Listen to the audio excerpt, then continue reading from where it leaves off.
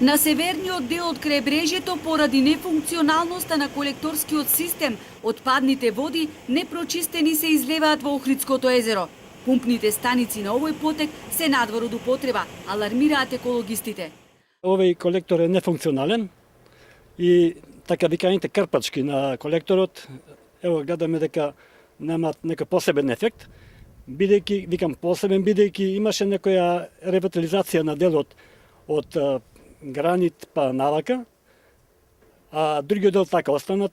Дотраеноста и неодржувањето на колекторскиот систем, изграден пред речиси 4 децении од една страна и незаинтересираноста на надлежните институции, долг низ години да го решат проблемот, го искористија многу невладини организации.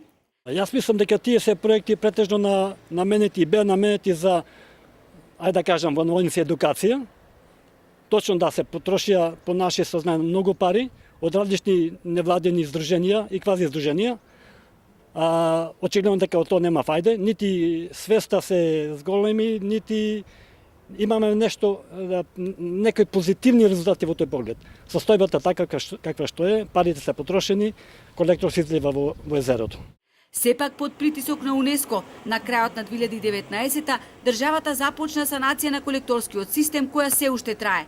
Колекторскиот систем, кој е еден од најважните препораки на Комитетот за заштита на светско културно и природно наследство, се најде и во последниот извештај на УНЕСКО.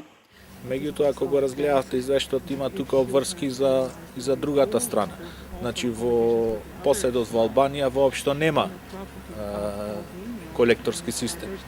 Во рамки на проектот е предвидено да биде саниран најкритичниот дел од системот, кој е потполно нефункционален, и да се санираат 20 пумпни станици.